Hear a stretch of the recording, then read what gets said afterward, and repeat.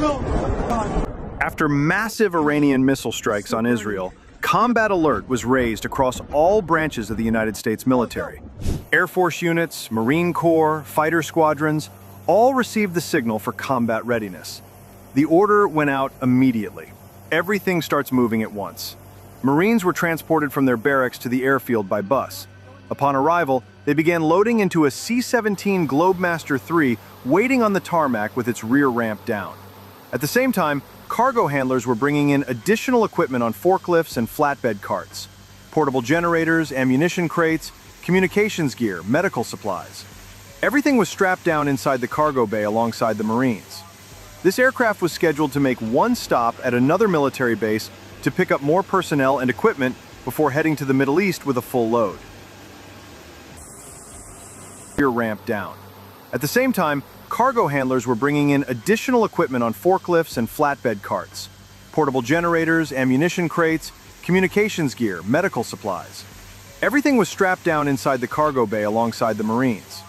This aircraft was scheduled to make one stop at another military base to pick up more personnel and equipment before heading to the Middle East with a full load.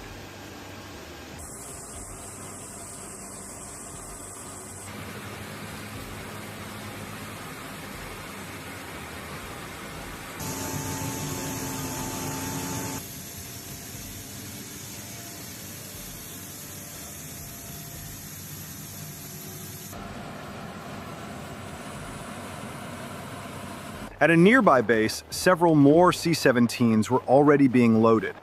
Cargo handlers drove armored vehicles up the ramps.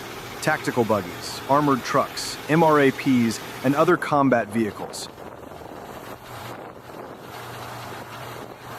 At a separate airfield, mechanics were preparing fighter jets that would be used over the coming days for sustained strikes on enemy military targets. Every aircraft got a full inspection.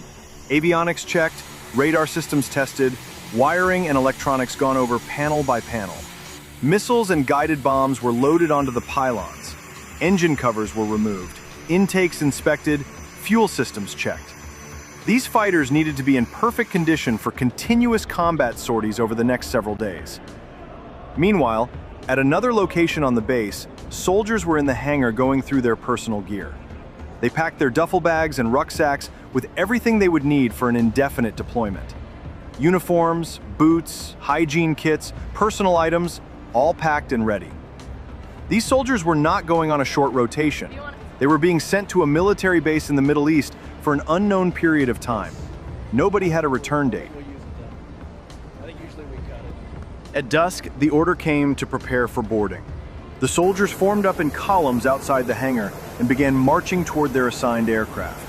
They walked up the ramps and took their seats inside the C-17s.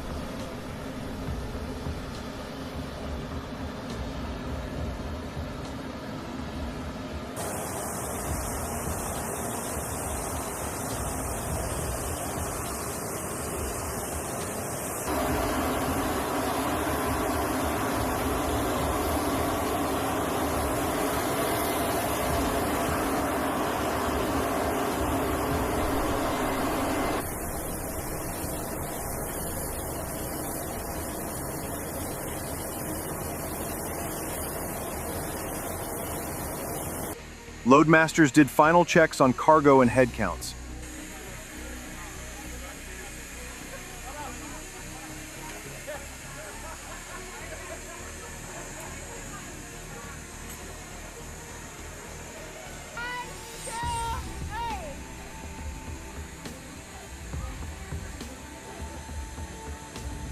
The ramps closed. One by one, the aircraft taxied to the runway and took off, disappearing into the darkening sky.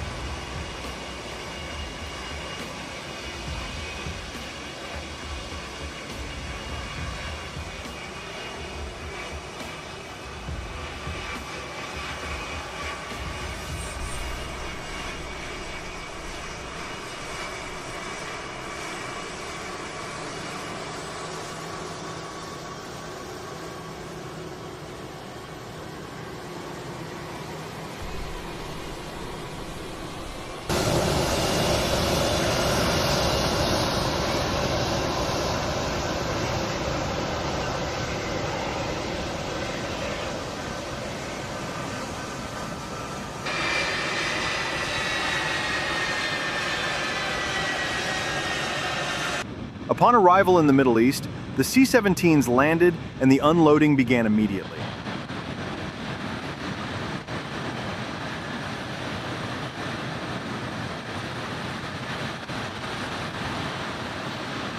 Ramps dropped, soldiers filed out, vehicles were unchained and driven off, cargo pallets were pulled out by forklifts. Everything moved at an accelerated pace. These same aircraft would be turning around and flying back to make several more trips, picking up additional soldiers from other bases across the United States and delivering them here.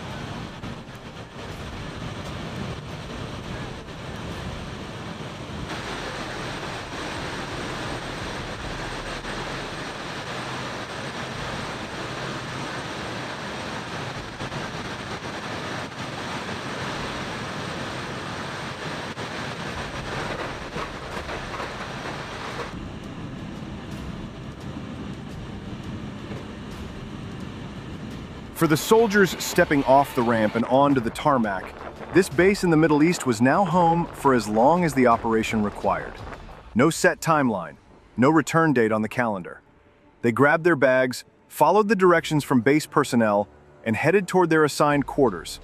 The buildup was underway, and more flights were already inbound.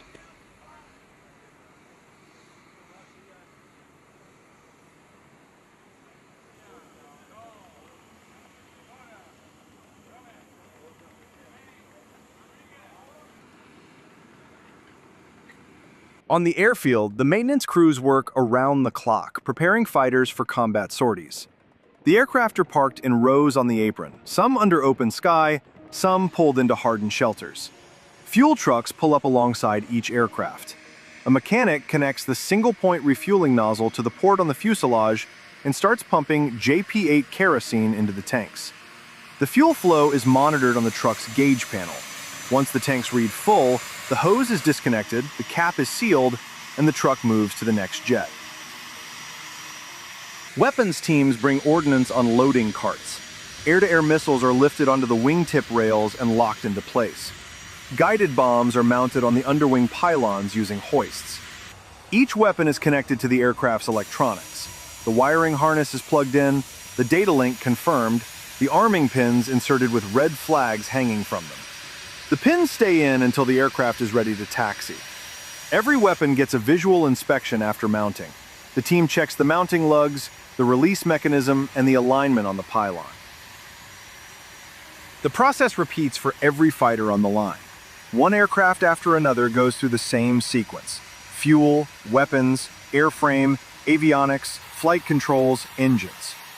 By the time the pilots arrive for their briefing, every jet on that ramp is fueled, armed, inspected, and cleared to fly.